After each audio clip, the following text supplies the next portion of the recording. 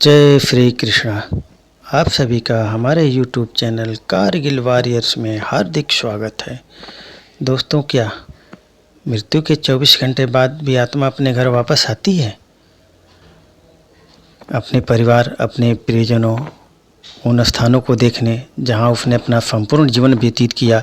लेकिन क्यों, क्या उसे अपनी मृत्यु का आभास होता है?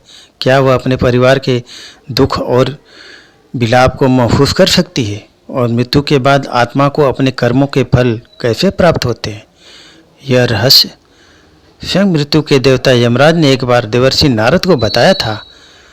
यमलोक के अधिपति महाराज यमराज ने आत्मा का यह सफर केवल शारीरिक मृत्यु का अंत नहीं, बल्कि एक नए प्रारंभ की ओर बढ़ने की प्रक्रिया होती है।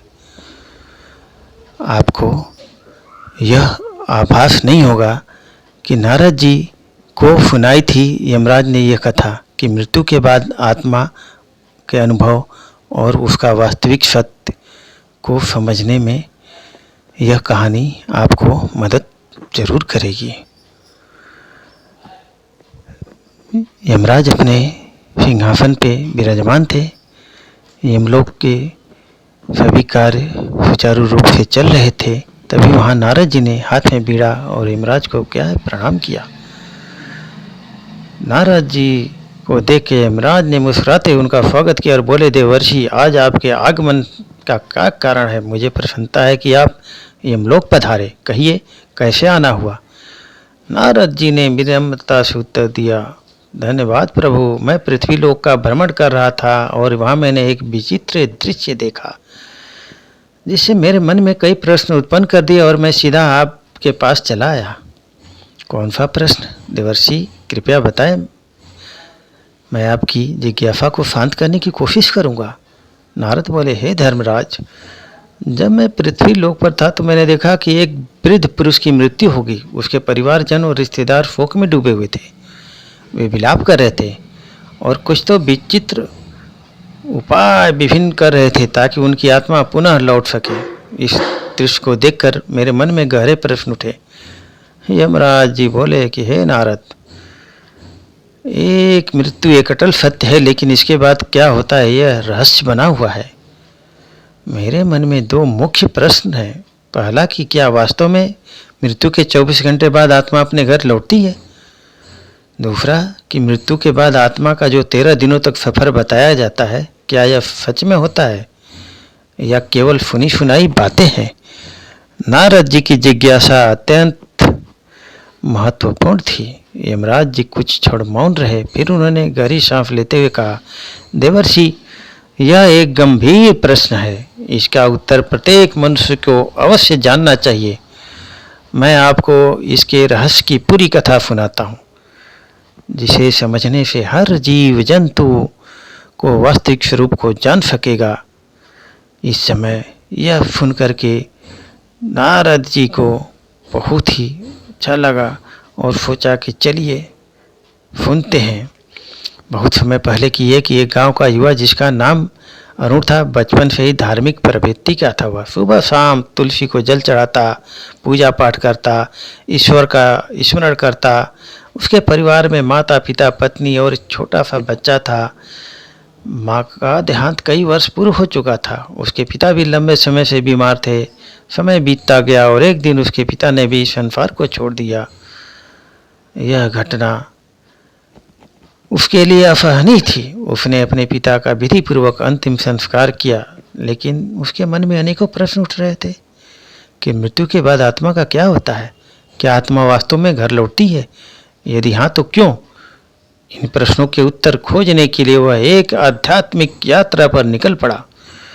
कई गांवों और जंगलों से होते हुए एक आश्रम में पहुंचा, जहां एक तेजस्वी ऋषि तपस्या करने में लीन थे।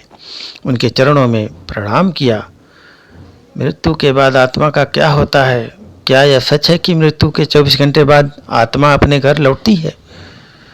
संत मुस्कुराए और बोले, बेटा, यदि तुम इस रहस्य को सच में समझना चाहते हो तो तुम्हें इस जंगल में और आगे बढ़ना होगा। वह तुम्हारे सभी प्रश्नों के उत्तर वहीं मिलेगा। उसने श्रद्धा से सिर झुकाया और कहा, गुरुदेव, मैं यात्रा करने के लिए तैयार हूँ, कृपया मुझे मार्ग दिखाइए। गुरुजी ने आशीर्वाद दिया और कहा, इस यात्रा में तुम्हें कई अद्भुत अनुभव होंगे। रास्ते में जो घटित होगा वही तुम्हें मृत्यु और आत्मा के रहस्यों को समझने में सहायता करेगा। वह आगे बढ़ा। गुरुजी के आदेश अनुसार जंगल की ओर बढ़ता गया। घने जंगल में और रहस्यमय होता गया। चारों ओर अजीब अजीब आवाज़ें सुनाई पड़ने लगी।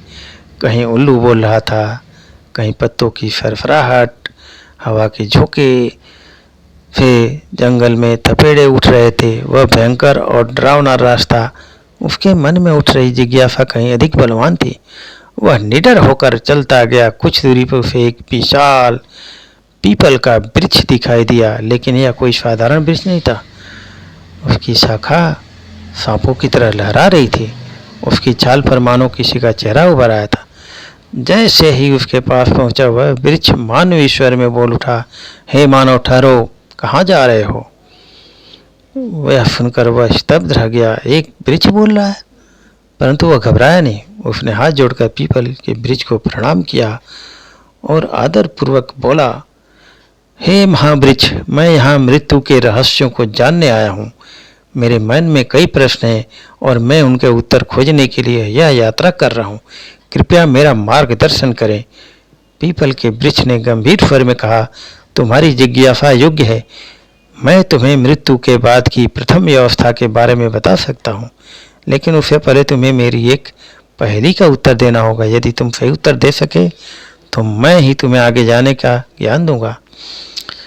श्रद्धा से सिर झुकाया और कहा, महानुभाव, कृपया अपनी पहेली पूछिए। पीपल का वृक्ष थोड़ा मुस्कुराया और बोला, सुनो, यह पहेली ही तुम्हारे जीवन से ही जुड़ी है। जब जीवित होता है तब काल होता है, मरने के बाद मैं लाल हो जाता हूँ। मुझे जितना जलाओ मैं उतना ही बिखरता जाऊँगा। बताओ मैं कौन हूँ?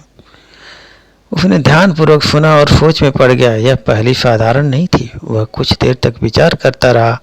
उसके मन में कई वस्तुओं के विचार आए, लेकिन फिर अचानक उसका ध्यान एक वस्तु की तरफ गया जिसका प्रयोग वह प्रतिदिन अपने घर के हवन और पूजा में करता था। उसकी आंखों में चमक आ गई। उसने पीपल के वृक्ष की ओर देखा और आत्मविश्वास से बोला, इसका उत्तर कोयला है। जब कोयला जीवित रहता है, काला होता है, जलने के बाद लाल हो जाता है और धीरे धीरे बिखर कर राख में बदल जाता है। जैसे ही यह उत्तर दिया, पीपल के वृक्ष की शाखाएं एकाएक हिलने लगी। चारों ओर हवा तेजी से बढ़ने लगी और वृक्ष ने स्वर को गंभीर करके कहा, सत्य कहा वत्स, तुमने मेरी पहेली का सही उत्तर दिया है। अब मैं तुम्हें मृत्यु के बाद की प्रथम अवस्था के बारे में बताता हूँ। ध्यान से सुनो। पीपल के वृक्ष ने कहा, बेटा, जब शरीर नष्ट हो जाता है तब आत्मा एक भ्रम की स्थिति में आ जाती है। उसे समझ ही नहीं आता कि वह मुक्त हुई है या किसी बंधन में है। यह मृत्यु के बाद की पहले 24 घंटे की सबसे रहस्यमय अवस्था होती है। यह ध्यान से सुन रहा था, लेकिन उसके मन में और जैसे जिज्ञासा जाग उठी। उसने हाथ जोड़कर पूछा, कृपया विस्तार से समझाइए, मृत्यु के तुरंत बाद आत्मा को क्या अनुभव होता है? पीपल ने गहरी सांस ली, मानो किसी पुरातन स्मृति को जागृत कर रहा हो। फिर कहा, जब मृत्यु होती है तो आत्मा शरीर से अलग हो जाती है, परंतु पहले ही क्षण में आत्मा को यह समझ नहीं आता कि वह अब देह से मुक्त हो गई है। वह स्वयं को जीवित ही मानता है। वह ठीक वैसा ही है जैसे कोई गहरी नींद में हो और अचानक नींद टूट जाए, परंतु उसे यह भान ही नहीं है कि वह जाग चुका है। आत्मा उसी स्थिति में भटकती रहती है। यह सब सुन करके वह चकित हुआ। क्या आत्मा अपना मृत शरीर दिखाई देता है? पीपल ने कहा, हाँ, बहुत बार आत्मा अपने ही मृत शरीर को देखती है। वह अपने परिवार को रोते बिलखते देखती है। वह उनसे बात करने की कोशिश करती है, उन्हें छूने का प्रयास करती है, लेकिन कोई उसकी आवाज़ नहीं सुन सकता, कोई उसके स्पर्श को महसूस नहीं कर सकता। वह आत्मा के लिए सबसे बड़ा भ्रम और पीड़ा का क्षण होता है। इन पहल से कुछ घंटों में आत्मा का सबसे अधिक मोह अपने घर परिवार से रहता है। वह अपने प्रियजनों के आसपास ही घूमती रहती है। कई आत्माएं घर में ही रुकी रहती हैं, अपने परिवार के लोगों को देखती है, लेकिन वे कुछ कर नहीं पाती। कभी कभी आत्मा को यह आभास भी होता है कि वह अभी भी जीवित है। उसे भूख लगती है, प्यास लगती है, लेकिन जब वह भोजन की ओर बढ़ती है तो पाती है कि वह खा नहीं सकती। जब वह अपने प्रियजनों को गले लगाने का प्रयास करती है तो पाती है कि वह उसे महसूस नहीं कर सकती। यह स्थिति आत्मा के लिए सबसे अधिक कष्टदायक होती है। उसकी आंखों में विस्मय और करुणा दोनों झलक उठी। उसने पूछा, क्या आत्मा को अपने कर्मों का आभास होने लगता है? पीपल का स्वर और गंभीर हो गया और उसने आगे कहा, हाँ, जैसे जैसे समय बीतता है आत्मा को धीरे धीरे अपने कर्मों का आभास होने लगता है।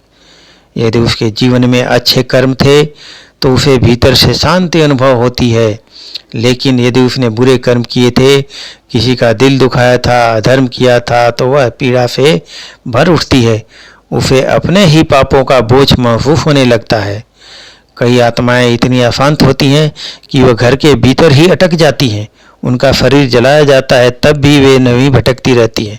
इसलिए शास्त्रों में कहा गया है कि मृत्यु के तुरंत बाद गीता का पाठ करना चाहिए, आत्मा के लिए प्रार्थना करनी चाहिए ताकि वह अपने मोह को त्याग कर आगे की यात्रा पर बढ़ सके।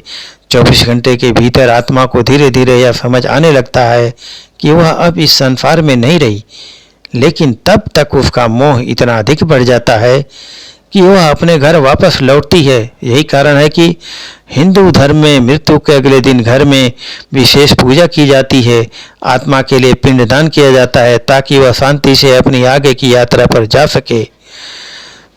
मृत्यु के 24 घंटे के बाद उसकी आत्मा को यमदूत या देवदूत यमराज के पास लेकर के जाते हैं और उसके कर्मों के हिसाब से वहाँ पे उसका निर्धारण होता है। उसके बाद उसकी आत्मा को धरती पर भेज दिया जाता है।